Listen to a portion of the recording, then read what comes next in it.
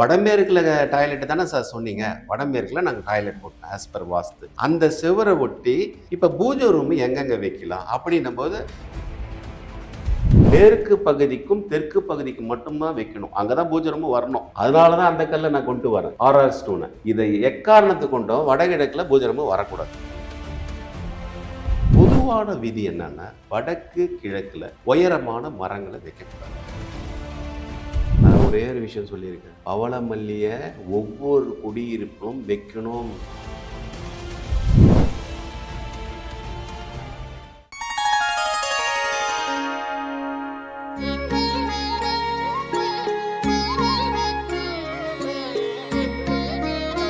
Sri Varahi TV நேர்கள் எல்லாத்துக்கும் வணக்கம். இன்னைக்கு நம்ம கூட ஒரு சூப்பரான கெஸ்ட் இருக்காங்க. பில்டர், வாஸ்து நிபுணர், வாஸ்து விநாயகம் சார் இருக்காரு. நமக்கு வாஸ்து சம்பந்தப்பட்ட நிறைய டவுட் நிறைய பேர் கிளியர் பண்ணிட்டே இருக்காங்க. இந்த நிகழ்ச்சியில நமக்கு இருக்க டவுட்டை கிளியர் பண்றதுக்காக தான் இவர் வந்திருக்காரு. இப்ப சார் வெல்கம் பண்ணிக்கலாம். வணக்கம் சார். வணக்கம் மேடம். சில வீட்டுல ஒரே ஒரு செவரு தான் நடுவுல இருக்கும். இந்த சைடு பூஜை அறை, இந்த சைடு கழிவறை, அந்த மாதிரி ஒரே ஒரு செவரு தான் அது இருக்கிற மாதிரி இருக்கும். அந்த மாதிரி வீடுகளை கட்டலாமா? அது கட்டினால ஏதாவது பாதிப்புகள் வருமா சார்? நல்ல கேள்வி. இப்ப அருமையான கேள்வி கேட்டுருங்க. இருக்கிறதுலே முக்கியமான கேள்வி. இந்த பூஜை அறையை ஒட்டி பூஜை வரை ஷேரிங் வால், அது பேரு கழிவறை, அதாவது டாய்லெட்டை ஒட்டி செவர் இருக்கும். ஹாலில் பூஜை ரூம் வச்சிருவாங்க. அந்த சைடில் வடமேற்குல, இப்போ வடமேற்குல டாய்லெட் தானே சார் சொன்னீங்க. வடமேற்குல நாங்கள் டாய்லெட் போட்டோம் ஆஸ் பர் வாஸ்து. அந்த செவரை ஒட்டி இப்போ பூஜை ரூம் எங்கெங்க வைக்கலாம் அப்படின்னும் போது ஒவ்வொருத்தர் ஒவ்வொரு விதமா சொல்றாங்க. நான் பல காரணங்கள் பல விஷயம் சொல்லிட்டேன். அதே தெற்கு மத்தியமம் மேற்குல வைக்கலாம், வடமேற்குல வைக்கலாம், தென்கிழக்குல வைக்கலாம், பூஜை ரூம் வைக்கலாம். அப்போ வடமேற்கு சுவரையில் மேற்கு சுவத்துல கழிவறை வரும். அப்போ அந்த சுவரை ஒட்டி வெளியில இப்ப ஹால்லையோ இல்லை ஒரு ரூம்லயோ வரும்போது, பூஜை ரூம் வரும்போது ஷேரிங் வால் வருது. அது எப்படி சார்? ஒருத்தர் அது மாதிரி வரக்கூடாதுன்றாரு. இதையும் சொல்றீங்க, அதையும் சொல்றீங்க, நாங்க எங்கதான் சார் பண்றது அப்படின்னு கேக்குறாங்களா? கண்டிப்பா மக்களுக்கு இந்த டவுட் இருந்துச்சு. இது 100% இதுக்கு அதுக்கு சம்பந்தமே கிடையாது. அதை பத்தி பயப்படாதீங்க. கழிவறை தனி. இந்த வால், ஷேரிங் வால்ல இந்த பக்கம் நீங்க பூஜை ரூம் வச்சுக்கலாம். அதுல எந்த தோஷமும் கிடையாது. ஒரே விஷயம், ஆஸ் அ பில்டரா இந்த கேள்வியை நானும் இதை பார்க்குறேன். பல பேர் சொல்லி பல பேர் இதை விளக்கமும் கொடுத்துட்டாங்க. இது ஒன்றும் பிரச்சனை. அப்படி இருந்தும் குழப்பறவங்க குழப்பிக்கிட்டே இருக்கிறாங்க. அந்த கட்டு வேலையில மண்ணை போடுங்க, கண்ணாடி வைங்க நடுவில், அதெல்லாம் ஒன்றுமே கிடையாது. ஒரே விஷயம்தான். பிரிக் ஒர்க்கு 4.5 inches போடும்போது கழிவறையில் இருக்க வாட்டர் மாய்ஸ்சர் ஆகும், பெயிண்ட் எல்லாம் உரியும். அது ஒரு தோஷம் ஒன்று. அது வரும். அது தோஷமா இதுவா, அது யூட்டிலிட்டி ப்ராப்ளம் வந்துடும். அதுக்காக டைல்ஸ் ஓட்டலாம். இது ஒன்று. இப்போ இந்த பிரச்சனை இப்படியே போயிட்டே இருக்கும்போது நான் ஒரு விஷயத்தை எடுத்தேன்.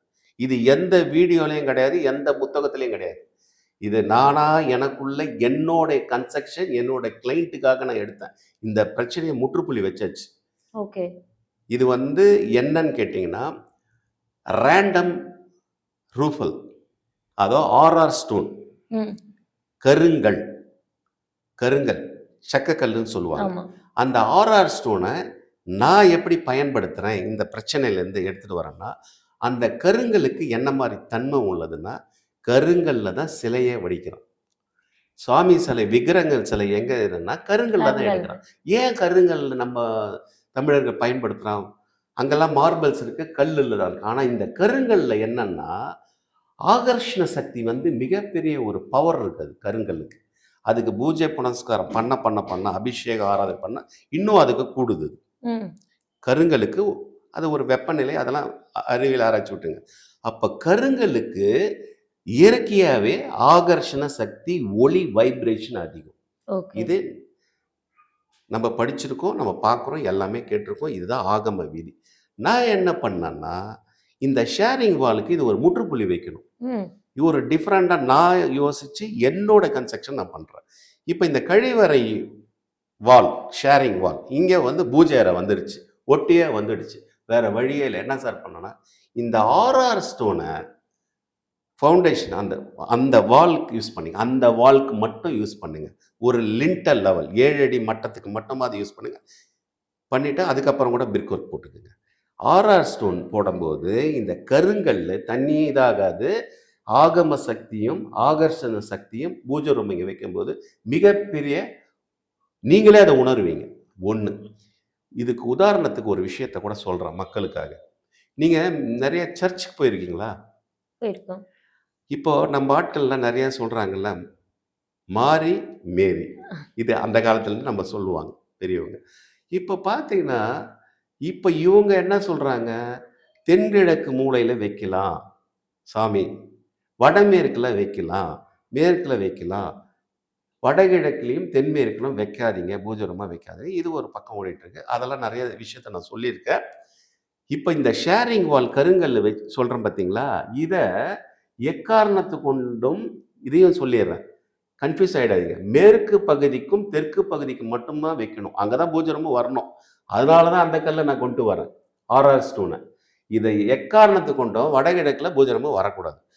கிழக்கோ வடக்கோ வடகிழக்கோ இந்த கல்லையும் பயன்படுத்தக்கூடாது, பூஜை ரூமும் வரக்கூடாது. இது ரொம்ப முக்கியமான ஒரு விஷயம். ரைட். இப்போ இந்த கல்லை நமக்கு மதங்களுக்கு வந்து மாற்றம் கிடையாது. எம்மதமும் சம்மதம். அது தெரிஞ்சு பண்ணுறாங்களா தெரியாத பண்ணுறாங்களா அப்படிலாம் கிடையாது.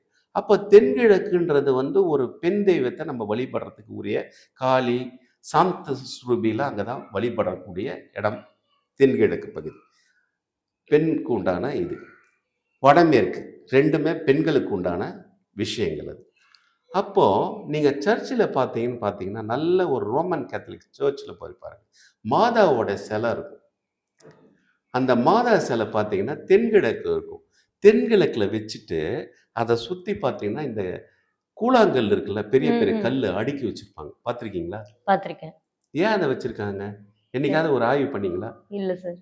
அது கீழே விழுறதுக்கு. ஏன் வேற கட்டடத்திலே கட்டலாமே, ஏன் அந்த கருங்கல்ல அந்த கல்லில் வச்சிருப்பாங்க? அப்போ யார் சொல்லி வச்சிருப்பா, எப்படி பண்ணாங்க, ஏன் அந்த ஸ்ட்ரக்சர் பண்ணுறாங்கன்றது ஒரு கொஸ்டின் மார்க் நான் எடுக்கிறேன். அப்போ அந்த கல்லுக்கு அந்த தன்மை இருக்குது, ஈர்ப்பு சக்தி. கருங்கல். நான் ஒரு விஷயத்தை எடுக்கிறேன், அப்போ அவங்களும் அதை எடுத்திருப்பாங்கல்ல. கண்டிப்பாக. அப்போ ஒரு விஷயத்தை யாரும் அவங்க குருமார் சொல்லாமே வச்சிருப்பாங்க. நீங்கள் பார்த்தீங்கன்னா தென்கிழக்கு மூலையில் ஏன் அது வேற இடத்துல வைக்கலாமே, தெற்கு மத்தியத்தில் வைக்கலாம், வடக்கு கிழக்கில் வைக்கலாம். நீங்கள் பார்த்தீங்கன்னா கரெக்டாக சவுத் ஈஸ்டில் தான் இருக்கும். எல்லா ரோமன் கேத்தலிக்ஸில் பார்த்தீங்கன்னா கரெக்டாக இருக்கும். ஒரு சில இடத்துல வேணால் தென்மேற்கில் இருக்கும், சவுத் ஈஸ்ட். ஆனால் பார்த்தீங்கன்னா சவுத் ஈஸ்டில் தான் இருக்குது நிறைய ரோமன் கேத்தலிக் சர்ச்சோட ஒரு ஸ்ட்ரக்சர்.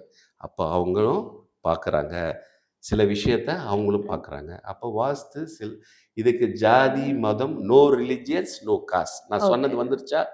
இது மாதிரி நிறைய விஷயங்கள் இருக்குது சார். இவ்வளவு நேரம் நம்ம வீட்டுக்குள்ள இருக்கிற விஷயங்கள் வந்து வாஸ்துல நிறைய விஷயங்கள் நம்ம பேசிட்டோம். சில பேருக்கு வந்து இருக்கிற கேள்வி, இது என்னோட கேள்வியும் தான் சார். வீட்டுக்கு வந்துட்டு வெளியே வந்து மரங்கள் வந்து வளர்ப்பாங்கல்ல, பொதுவா வந்துட்டு நிறைய பேர் ஒரு சொல்ற கருத்து, மரம் வைக்கிறது கூட திசைகள் பார்த்து தான் வைக்கணும்னு சொல்றாங்க. அது உண்மைதானா சார்? வாஸ்துல மரங்கள் கூட இந்த சைடு தான் வைக்கணும், இந்த மரங்கள் தான் வைக்கணும் அப்படின்னு இருக்கா? 100% நல்ல கேள்வி. எல்லாம் மக்களுக்கு எழக்கூடிய கேள்வியாக தான் கேட்குறீங்க. விருட்ச சாஸ்திரத்தில் இது ஒரு சில மரங்களை வந்து சித்தர் அகத்தியரை இதை வந்து நமக்கு எடுத்து உரைத்திருக்கு. ஒரு குறிப்பிட்ட மரங்கள், அது மாதிரி நிறைய பாடல் இருக்குது. அவர் குறிப்பிட்ட மரத்தை 8 விதமான மரம் எஸ்பெஷலி மனையில் இருக்கக்கூடாது. இதுக்கு எங்கே சார் சாட்சி, இது ப்ரூஃப் இருக்கா, இதெல்லாம் கேட்பாங்க நம்ம மக்கள். யாரோ ஒருத்தர் சொல்கிறாங்க. நாமெல்லாம் எல்லா விஷயம் எடுத்து தான் பேசுகிறோம். சும்மா ரேட்டிங் வர்றதுனால நமக்கு தேவை கிடையாது. மக்கள் நல்லா இருக்கணும், நல்ல விஷயத்த பண்ணுறேன். நீங்கள் என்னை கூப்பிடணும் கூட அவசியமே கிடையாது. என்னுடைய வீடியோவை பார்த்து நீங்கள் சில தவறுகளை திருத்திக்கோங்க. எங்கெங்கே மரம் வைக்கணும்னு இருக்குது. பொதுவான விதி என்னன்னா, வடக்கு கிழக்கில் உயரமான மரங்களை வைக்கக்கூடாது, தெற்கு மேற்கில் உயரமான மரத்தை வச்சுக்கலாம். அதுக்கு கூட மரம் வைக்கிறதுக்கு உண்டான இட வசதி இருக்கணும். ஸ்ட்ரக்சர் பாதிக்கப்படும், இதுவும் இருக்குது. அப்போ நடுத்தரமான மரங்கள் வைப்பது தான் உகந்தது. என்னை பற்றி ஆஸ் அ பில்டராகவே நான் சொல்கிறேன். இன்னைக்கு ஒரு சென்ட் இடம் வாங்குறது இன்னைக்கு கோடிக்கணக்கான ரூபாய் ஆயிடுச்சு ஆல் ஓவர். அப்போது நம்ம வந்து இடம் வந்து அந்த அளவுக்கு மரத்துக்காக இடத்த விடக்கூடிய அளவுக்கு நமக்கு இருக்கா, இடம் விட முடியுமா, அப்படியே ஒரு கேள்வி இருக்குது. அப்போ செடியும் மரமும் இல்லாமல் நடுத்தர மரங்களை வைக்கலாம். சப்போட்டா மரம் வைக்கலாம், கொய்யா மரம் வைக்கலாம், மாதுளை வைக்கலாம், நான் எப்பவும் சொல்லக்கூடிய பவளமல்லியை வைக்கணும். ம். பவளமல்லி ஏன் வைக்க சொல்லுவேன்னா, என்னோட வீடியோ மட்டும் அது பல லட்சம் போயிருக்கிற காரணம் என்னன்னா, நான் சொல்லக்கூடிய இந்திரமனை, அசுரமனை. அசுரமனையாக இருந்தாலும், அது இந்திரமனையாக ஆகக்கூடியதுக்கு பவளமல்லிய வையுங்க. ஓகே. பவளமல்லி எங்க சார் வைக்கலாம்? அப்படின்னு நீங்க கேட்கறதுக்கு முன்னாடி நானே உங்க கேள்விய கேட்கிறேன். தென்கிழக்குல வைக்கணுங்க. ஆ. தென்கிழக்கு மூலையில வைங்க. தெற்கு சார் மத்தியத்துல வைங்க. இதுல இந்த என்ன நெறையா மலர்கள பத்தி நம்ம பேசிட்டு இருப்போம். பவளமல்லிக்கு ஏன் இவ்ளோ ஒரு சக்தி இருக்கு? வைக்கணும் அப்படிங்கிறபோது? நல்ல அருமையான கேள்வி கேட்டீங்க. பவளமல்லி மட்டும் ஏன் அதுக்கு உண்டான மகத்துவம் இருக்குன்ட்டு. அது எங்க வந்தது? ஏதா வந்தது? புராண கதைய கூட இருக்குது அதுல. ம். அது பார்க்கடல்ல இருந்து வந்தது. கிருஷ்ண பகவான், கிருஷ்ண பகவத்மா அவரு வந்து பரிந்துரைத்து ருக்மணிக்கு குடுத்தது. இந்த மாரி கதைகள்லாம் இருக்குது. ஓகே. அத பத்தி பேசணும்னா நெறைய போலாம். அந்த உடைய விசேஷம் என்னன்னா, ம். எல்லா பூக்களும் வந்து நார்மலா பூக்கும். ஓகே. இந்த பூக்கள் வந்து விடிய காலம்பற 4 மணிக்கு எல்லா பூக்களும் பறிப்பீங்க. போர்டு என்ன பண்ணணும்னா, பூக்களை பறிக்காதீர்கள் போடுவான். இத நீங்க பறிக்கவே தேவையில்ல. ம். விடிய காலம்பற 4 மணிக்கு அதுவாவே விழும். பிரம்ம முகூர்த்தத்துல. ஓகே. இந்த மலரோட விஷயமே அதான். சிவப்பு காம்பு 5 இதழ்ல இருக்கும். ஆ. இது எல்லாம் வேத விற்பனர் வீட்டுல இருக்கும். ம். எஸ்பெஷலி மயிலாப்பூர், ட்ரிப்ளிகேன் அவங்க வீட்ல அந்த செடிக்கு தண்ணி ஊத்தும்போது பேசுவாங்க. செடிக்குள்ளயா சார்? செடியும், மரமும் சேர்ந்தது. ம். பெரிய உயரமான மரம் கிடையாது. கொடி மாரி இருக்கும், மரமா இருக்கும். அதுவாவே பிரம்ம முகூர்த்தத்துல விழுந்துரும். ம். அப்ப நாம எப்படி சார் அத மெயின்டெயின் பண்ணா, நல்ல ஒரு ஆன்மீக சார்ந்த வீட்ல ஒரு டவல் போட்டிருப்பாங்க. ஒரு ஒரு ஷீட் மாரி போட்டுருவாங்க. ஏன்னா, அது கீழ விழுந்ததுன்னா அசுத்தமாயிடக்கூடாதுன்னு வச்சுட்டு, அது பாட்டுக்கு கீழ விழுந்துரும். அத பார்க்கும்போதே ரம்மியமா இருக்கும். நீங்க அத பார்க்கணும்னா 4, 5 மணிக்கு பார்த்தா, அதுவா ஒண்ணு ஒண்ணா விழுந்துட்டே இருக்கும். ம். பறிக்கவே தேவையில்ல. அத எடுத்துட்டு பிள்ளையாருக்கு பண்ணுங்க. எந்த கடவுளுக்கும் பண்ணலாம். அந்த பவள மல்லியோட தத்துவமே அதுதான். ஓகே. அந்த மரத்த நீங்க நிலத்துல உங்க மனையில வைக்கும்போது, அதோட சுபிட்சத்தன்மை வரும். ம். எப்படி சுபிட்சம் வரும்? கேள்வி வருதுல்ல? இந்த உலகத்துல பாசிட்டிவ் எனர்ஜி, நெகட்டிவ் எனர்ஜின்னு இருக்குது. கண்டிப்பா. நல்லது இருக்குது, கெட்டது கெட்டது இருக்கு. இருக்குது. ஒரு ஹீரோ இருந்தா, ஒரு வில்லன் வில்லன் இருப்பான். இருப்பாங்க. அப்பதான் படமே இன்ட்ரஸ்டிங்கா இருக்கும். அதே மாரி தான் துர்தேவதை, நற்தேவதை. தேவதைகள் எங்க வாசம் பண்ணுகிறார்? செடி கொடியில இருக்கு. ம். அவங்களுக்கு இடம் வேணாமா? இதெல்லாம் நம்பிக்கையா? மூட நம்பிக்கையான்னா,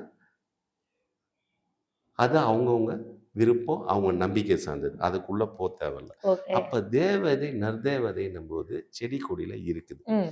அப்போ இந்த நற்தேவதை வாசம் செய்யக்கூடிய இடம் பவளமல்லி. அப்ப பவளமல்லி வைக்கிறது உச்சிதம் தானே? Okay sir. சார் இந்த பவளமல்லிக்கு ஒரு பிளேஸ் சொல்லிட்டீங்க. பவளமல்லி எதுக்கு வைக்கணும்னு சொல்லிட்டீங்க. எல்லா வீட்லயும் வைக்கலாமா? அப்படிங்கிற ஒரு டவுட் எல்லாத்துக்கும் இருக்கும். இப்ப இப்ப ஒரு சில பேர் சொல்லுவாங்க, நான் வந்து சென்னையில இருக்கேன். சென்னை கிளைமேட்டுக்கு இது வந்து வளரும் அப்படின்னா, நான் ஊட்டி, கொடைக்கானல்ல இருக்கேன். எங்க வீட்ல வைக்கலாமா? அப்படின்னு மக்களுக்கு ஒரு கேள்வி வரும். ஏன்னா, ஒவ்வொரு செடி கொடிகளும் ஒவ்வொரு சீசனுக்காகவும், ஒவ்வொரு கிளைமேட்ல வளர்ற விஷயங்களாக தான் இருக்கும். பவளமல்லிக்கும் இது மாரி தனிப்பட்ட விஷயங்கள் இருக்கா? இல்ல எல்லா வீட்லயும், எல்லா காலநிலையிலயும் வளருமா? அருமையான கேள்வி. நீங்கலாம் தோட்டக்கலையில இருக்க வேண்டிய ஆட்கள் நீங்க. பரவால்ல. நல்ல கேள்வி. பவளமல்லின்றது எல்லா தன்மையிலும் வளரக்கூடிய, எல்லா பருவநிலையிலும் வளரக்கூடிய ஒரு செடியும், மரமும் சொல்லியிருக்கேன். ம். அது அந்த சீசன்ல பூக்கும், கொட்டும். பறிக்க தேவையில்ல. அதுவாவே கொட்டும். கொட்டும். நான் ஒரே ஒரு விஷயம் சொல்லியிருக்கேன். பவளமல்லிய ஒவ்வொரு குடியிருப்பிலும் வைக்கணும். ம். அது மலை சார்ந்த பகுதியா இருக்கட்டும், சதுப்பு நிலமா இருக்கட்டும், மருத மலையா இருக்கட்டும், குறிஞ்சி மலையா இருக்கட்டும், எந்த மலையா இருந்தாலும் குடியிருப்பு பகுதியில் அதை வைத்தால் வளரும். 1. ம். இதுல ஒரு ரகசியம் நீங்க கேட்டனால சொல்றேன். நான் சொன்னேன்ல ஒரு விஷயம். ஆமா. அசுரமனையா, இந்திரமனையான்னு. இமயமலையா? நீங்களே அத செக் பண்ணலாம். பவளமல்லி வச்ச உடனே வளர்ந்துருமா? நர்சரியில போயிட்டு வாங்கிட்டு வரீங்க, வச்சுட்டு ஒரு சில வீட்டெல்லாம் 3 டைம்ஸ் வச்சு பார்த்து வளரவே இல்ல. சார் நான் வச்சேன் சார் வளருது, காஞ்சு போயிடுது சார். மீண்டும் மீண்டும் வைங்க. ஒரு முயற்சின்றது விடாமுயற்சி தான் வெற்றி பெறும். அப்போ அது அந்த இடத்துக்கு அது நெகட்டிவ எடுத்துக்கு போயிடுது அது. நல்லா புரிஞ்சுக்கங்க. இதுவும் நடந்திருக்குது. ம். இதுவும் நடந்திருக்குது. நான் வச்சேன் சார் 2 தடவ வச்சேன் மேடம். சோர்ந்து போவாதீங்க. மீண்டும் வைங்க. மீண்டும் வைங்க. அதுக்கப்புறம் அது வேர் பிடிக்கும். அப்புறம் வளர ஆரம்பிக்கும். பூ பிடிக்கும் அது. அப்போ பவளமல்லி அந்த மண்ணுக்கு அது வந்து அது தன்மைய அது தேடுது. எப்படி? அது சரியா இருக்கான்னா தான் அது எடுக்குது. தொடர்ச்சியா பண்ணும்போது நடக்கும். பவளமல்லி ஒரு அதான் நான் சொன்னேன்ல, எங்கேருந்து வந்தது அது? பார்க்கடல். பார்க்கடல். கிருஷ்ணருடைய அம்சம். பாமா ருக்மணி குடுத்தது. இந்த மாரி இதெல்லாம் புராண கதையிலே இருக்குது. இருக்கு. விஷயம் தெரிஞ்சவங்களுக்கு பவளமல்லிய பத்தி தெரிஞ்சவங்களுக்கு நெறைய கமெண்ட்ஸ் போடுவாங்க. நானே அதில நெறைய படிச்சிருக்கேன். நானும் படிச்சிருக்கேன். ரொம்ப நன்றி சார். உங்க டைம குடுத்து எங்கள்ட்ட பேசுனதுக்கு. ரொம்ப ரொம்ப மகிழ்ச்சி. உங்க நிறுவனம் மேலும் மேலும் வளரணும். வராகி டிவி வான் புகழ் அடையணும். என்னோட மனசார வாழ்த்துக்கள். ரொம்ப நன்றி. உங்களுக்கும் உங்க நிறுவனத்துக்கு எல்லாத்துக்கும் வாழ்த்துக்கள். ரொம்ப நன்றி. நன்றி, நன்றி.